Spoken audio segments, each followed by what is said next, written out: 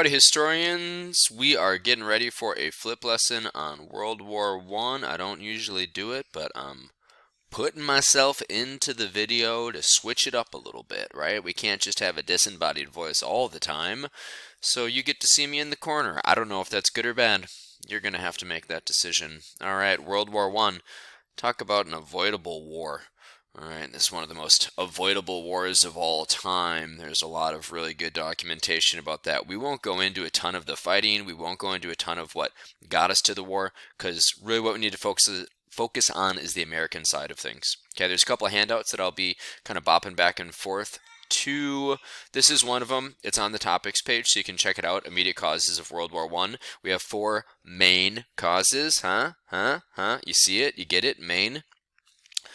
Militarism, alliances, imperialism, and nationalism. And then there's like this insane string of events where like one pretty low level political figure is assassinated, but then all of these secret alliances like trigger other people to come into the war, and what should have been a small little thing between Austria and Serbia turns into the Great War, as they called it at the time, which we now call World War One. The death of 10 million people, the loss of billions of dollars, all really because people just couldn't calm down, and there was a weird little economic depression in Europe, and a lot of people thought, well, you know, it'd be a good way to solve the depression is to go to war and mobilize, and boom, 10 million people died just like that.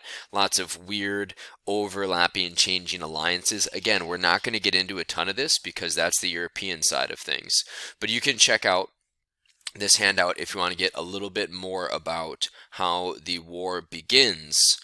But it gets going in Europe in 1914. Okay, World War One's going to be 1914, 1918. I'm slouching as I look at my stuff here, try to get my posture better. There we go. All right. So the war begins in 1914, and I shouldn't do that. Might get coronavirus if I touch my face, but I've been inside for 3 days, so I think I'll be okay. So for the causes of World War One, check out that handout. Now, of course, we want to focus more on the U.S. side of things. So the first thing we really need to talk about is submarine warfare. All right, the Germans had these ships called U-boats, underwater boats, German U-boats. Okay, submarines, of course, is what we call these today. This was Germany's best weapon. It was a new weapon, and they had a monopoly on it. They were the only power out there with these underwater boats, with these U-boats. Also, every now and then you might hear some yelling in the background from the other room. Maybe something about Paw Patrol or Chase is on the case. Joey's watching Paw Patrol, and he's very excited about it.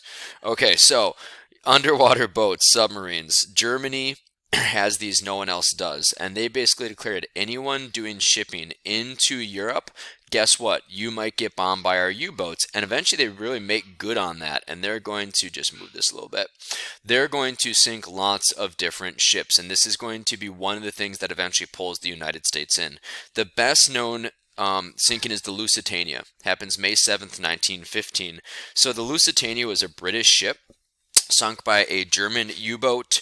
1,198 people die, including 128 Americans. Now, Americans had been warned not to be traveling on ships destined for Europe, but, you know, it was just a warning. It was just a warning from Secretary of State William Jennings Bryan.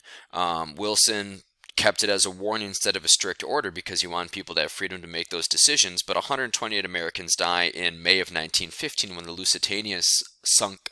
And a lot of people started to call for war here, but we're not ready for it yet. We want to stay out of this. Wilson is pretty headstrong and pretty determined on keeping the United States out of World War One, and a lot of it was because of his progressivism. He did not want to see the progressive legislation that was going on in the United States kind of become secondary to the war effort. It's going to happen eventually, but he's going to try to keep us out. But the Lusitania is the first time that we have a sinking of an American ship by a German U-boat, and it gets Americans upset. There's another one. This happens in August of 1915. The Arabic, again, this is a British ship. 47 people are killed, 3 Americans.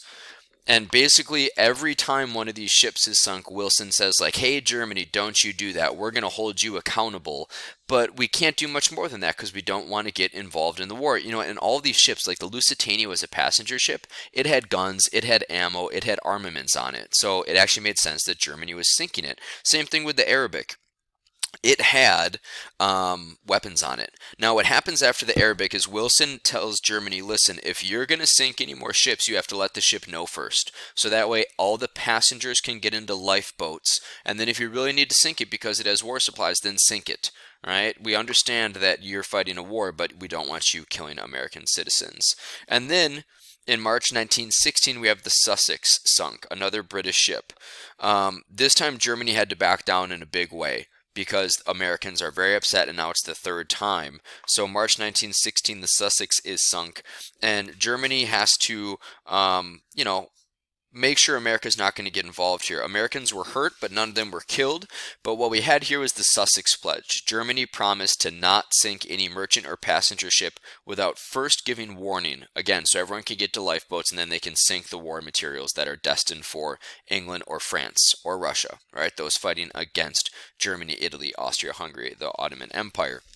So for the remainder of 1916, Germany will keep its word, but then in 1917, they're going to go back on that, and we're going to see unrestricted submarine warfare start again. So submarine warfare is making it difficult for the United States to stay neutral, even though we want to, so we can just focus on the United States and our progressivism. Now, another thing that made it really hard to stay neutral were our economics. Okay, so when you think about economics and neutrality, we know right away, if we just look at that chart of like the different powers, we know where the US is going to side. We're going to side with England and France because they're our traditional trade partners. So the US's economic interests make it hard for us to stay neutral because we have such strong economic ties to England and France. As the war began, the US had been in a little bit of recession.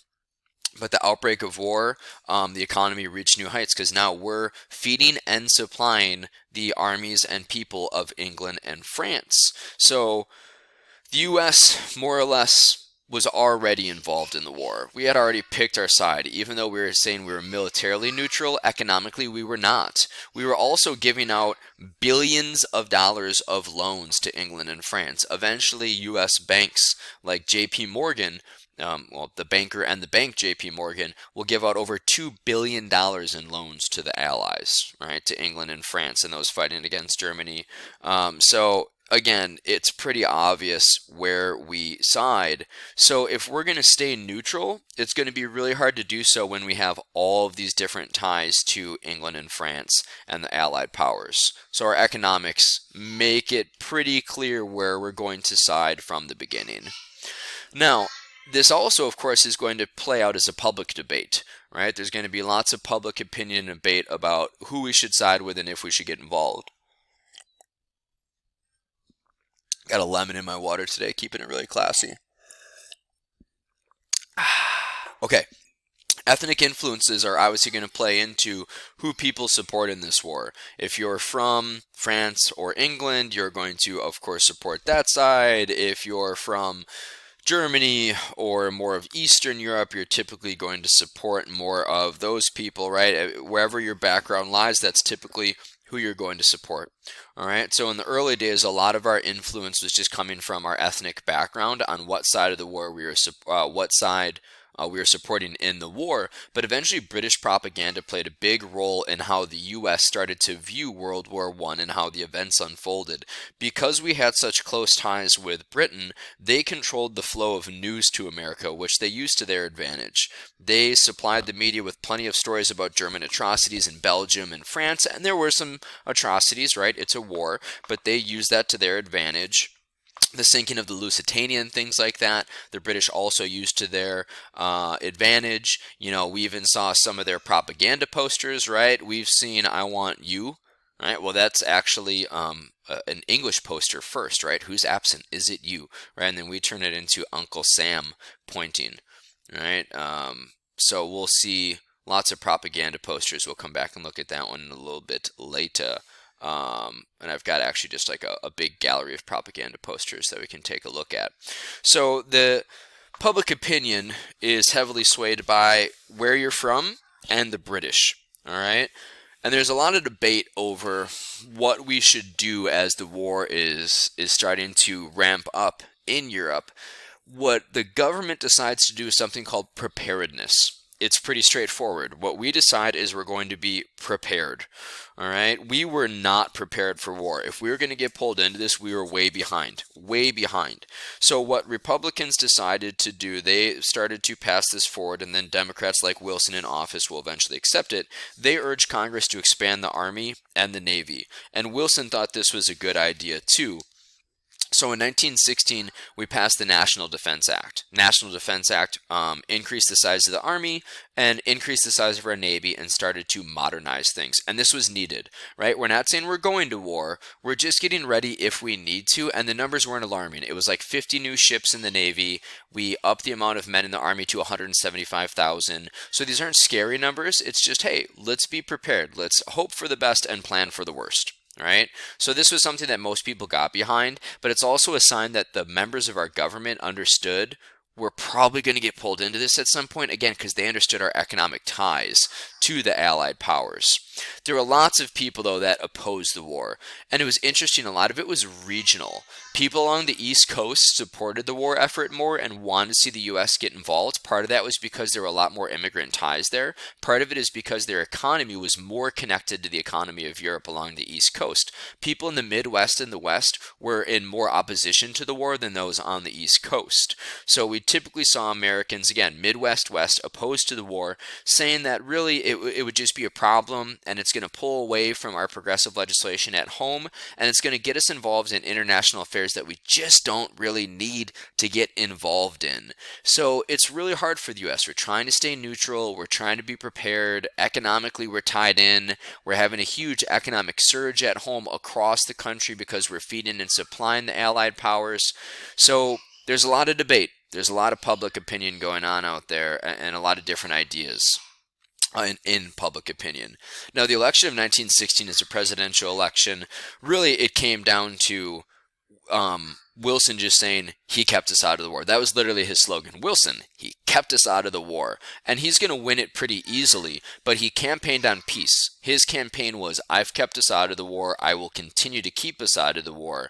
And then almost the second he starts his second term in office, we're going to have to get involved. There's a lot of reasons for that, but we are trying to stay out of it as much as we could. Wilson even was sending advisors to Europe to try to negotiate peace settlements between the belligerents, the warring parties in World War I. It just wasn't going to happen. Their war was going on way too long. Everyone was very firmly entrenched. No one thought they were going to lose early on. So Wilson's doing a lot behind the scenes to try to encourage peace. Again, sending foreign policy advisors to try to negotiate peace settlements, but none of the European powers were really willing to listen to him, no matter who he sent over there.